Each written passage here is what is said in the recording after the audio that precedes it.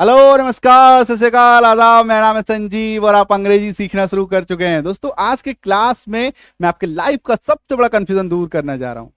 दोस्तों, अक्सर हम कंफ्यूज हो जाते हैं कि ए कब लगाएं, एन कब लगाएं, द कब लगाएं, है ना। बहुत बड़ा कंफ्यूजन, कभी सही हो जाता है, कभी गलत हो जाता है।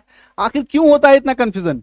आज के क्लास के बाद ये कंफ्यूजन कभी नहीं होगा, क्योंकि एक जबरदस्त ट्रिक मैं आपको बताने जा रहा हूं, जिसके हेल्प से आप आसानी से समझ पाएंगे कि कहां पे ए लगाएं, कहां पे एन लगाएं और कहां पे द लगाएं। तो चलिए पापा का नाम लेकर क्लास को शुरू करते हैं। दोस्तों, अंग्रेजी में ये क्या है? आर्टिकल्स का हिस्सा है। ये क्या है? आर्टिकल्स का हिस्सा है। आर्टिकल्स के 3 पार्ट होते हैं, ए एन द। देखने में तो बहुत छोटे शब्द लगते हैं, ए एन द, लेकिन इतना बड़ा कंफ्यूजन होता क्यों है? कंफ्यूजन का सबसे बड़ा कारण क्या है दोस्तों? इसका मीनिंग। ए का मतलब क्या है? एक। एन का मतलब क्या है? एक। और द का मतलब क्या है? कुछ नहीं। द का कोई शाब्दिक अर्थ ही नहीं होता, है ना। तो ए का मतलब भी एक, एन का मतलब भी एक। अब दोनों का जब मतलब ही एक है तो होगा ना कंफ्यूजन। और द का क्या है? इसका कोई शाब्दिक अर्थ नहीं होता, इसलिए कंफ्यूज करता है। तो अब हम लोग जानने वाले हैं एक ट्रिक, जिसके हेल्प से आप आसानी से तुरंत से पहचान जाएंगे। अच्छा, यहाँ पे ए लगा दो, यहाँ पे एन लगा दो, यहाँ पे द लगा दो। थोड़ा सा मैं आपको बचपन के क्लास की ओर लेके जा रहा हूं। इसको देख के कुछ याद आता है? ओ आ ई, बचपन, है ना। अब आप बोलो सर बचपन के क्लास में क्यों लेके जा रहे हो? यहीं पे छुपा हुआ है ट्रिक। ओ आ, छोटी ई, बड़ी ई, हर्षई दीर्घ ई बोलते हैं इसको। हर्षऊ दीर्घ, छोटी ऊ, बड़ी ऊ, ए ओ। बस इतना ही याद रखना है। 1 2 3 4 5 6 7 8 9 10। ये 10 अक्षर जहां पे भी आपको दिख जाए, ये 10 अक्षर जहां पे भी आपको दिख जाए, आप वहां पे तुरंत से एन लगा देना। ये 10 अक्षर जहां पे भी आपको दिख जाए, तुरंत से वहां पे एन लगा देना। और ये 10 अक्षर जहां पे ना दिखे, वहां ए लगा देना। ठीक है। एग्जाम्पल देखो, जैसे UMBRELLA, ठीक है। इसको पढ़ो, क्या लिखते हैं हम लोग? Umbrella, umbrella. अब ये देखो, अ है यहां पे, इस लिस्ट में है अ, है ना, अ। तो एन लगा दिया। जहां पे ये लिस्ट नहीं दिखेगा, वहां पे ए लगा देंगे। ये देखो, जैसे कि UNIVERSITY। अब इसको पढ़ो, यूनिवर्सिटी, यू, है ना। पहला अक्षर सिर्फ हम लोग को ध्यान देना है, हम लोग को बाकी के अक्षर से कोई मतलब नहीं है। सिर्फ और सिर्फ पहले अक्षर से मतलब है, सिर्फ और सिर्फ पहले अक्षर से मतलब है। ठीक है, बाकी के अक्षर से हम लोग को कोई मतलब नहीं है। तो यूनिवर्सिटी, यो है क्या इस लिस्ट में? नहीं है। तो क्या किया? ए लगा दिया, ए यूनिवर्सिटी, है कि नहीं। बहुत आसान, बहुत मजेदार ट्रिक है। एक और एग्जांपल दूं, ये देखो, HOUR, क्या लिखते हो? आवर। पहला अक्षर देखो क्या है? आ। तो क्या किया मैंने? एन आवर लगा दिया, एन लगा दिया। ठीक है। अभी देखो HEN, हालांकि दोनों ही शब्द एच से शुरू हो रहा है। उच्चारण देखिए क्या लिखते हैं? हेन। ह है क्या इस लिस्ट में? नहीं है। तो ए लगा दिया, अहेन, है ना। मजेदार ट्रिक। तो जहां पे भी आपको अ आ ई, छोटी ई, बड़ी ई, छोटी ऊ, बड़ी ऊ, ए ओ दिख जाए, है ना, वहां पे आपको एन लगा देना है। जहां नहीं दिखे वहां ए लगा दो, है ना।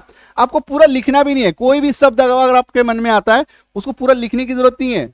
हल्का सा बस आप कहीं पे कॉपी में लिख लो, या आप माइंड में भी सोच सकते हो, रिकॉल कर सकते हो। अच्छा, ए ऐसे हो गया तो यहाँ पे एन लगा देंगे, है ना। बस इस तरह से सोच के भी आप लगा सकते हो। जैसे कि ये देखो, ये पॉपुलर क्वेश्चन है जिसमें आपको कंफ्यूजन होता है। MA, MLA, MP, इसमें आखिर हम लोग एन क्यों लगाते हैं, है ना। आपको बचपन में ये बताया गया कि AEIOU देखो और एन लगा दो। AEIOU देखो, एन लगा दो। कहां पे है ए? है क्या ए? बट इसमें एन लगा रहे हैं ना, है कि नहीं। ये देखो MA का AEIOU है नहीं, फिर भी एन लगा रहे हैं। क्यों लगा रहे हैं? देखो MA, इसको हम लोग कैसे लिखते हैं? एम, इसको हम लोग कैसे लिखेंगे? MA, ऐसे लिखेंगे MA को। अब देखो पहला अक्षर क्या है? ए, है ना हमारे इस लिस्ट में, इसीलिए यहां पे AN लगाया हुआ है ना। ये देखो MLA, इसलिए यहां पे एन लगाया हुआ है। MP, एन लगाया हुआ है। तो उसका उच्चारण आपको लिखना है। मन में भी आप लिख सकते हैं, थोड़ी प्रैक्टिस करेंगे तो मन में ही रिकॉल कर पाएंगे। ठीक है। और बस इस ट्रिक को याद रखिए, आप आसानी से कहीं पे भी एन लगाइए, कहीं पे भी ए लगाइए, कभी गलत नहीं होगा। 100% प्रूवन ट्रिक, कभी गलत नहीं होगा। 100% आपको इसमें सही ही आंसर निकल के आएगा। अब बारी आती है द की, है ना। द क्या होता है, द का मतलब क्या होता है, जैसे कि मैंने आपको बताया कि द का कोई खास मतलब नहीं होता, इसीलिए कंफ्यूज करता है। सच है ये, द का कोई मतलब नहीं होता। हिंदी में आप द का कोई मतलब सर्च करेंगे कुछ दिखेगा नहीं। तो आखिर द को हम लोग यूज कहां करते हैं? द को हम लोग यूज करते हैं दोस्तों किसी विशेष, किसी विशिष्ट चीजों के लिए। जब भी कोई चीज स्पेशल हो, कोई खास हो, अकेला हो, यूनिक हो, एक हो इस दुनिया में, उसके लिए हम लोग द लगाते हैं। ठीक है, जो चीज पूरी दुनिया में एक हो उसके लिए हम लोग द लगाते हैं। ठीक है, अभी देखिए मैं आपको एक अच्छी, एक जबरदस्त एग्जांपल देने जा रहा हूं जिसके हेल्प से आप पहचान पाएंगे कि आपको यहां पे क्या लगाना है।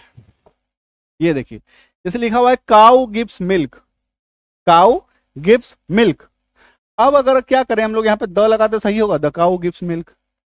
गाय दूध देती है, गाय दूध देती है, तो द काउ गिव्स मिल्क होगा या सिर्फ काउ गिव्स मिल्क होगा? द काउ गिव्स मिल्क होगा या सिर्फ काउ गिव्स मिल्क होगा?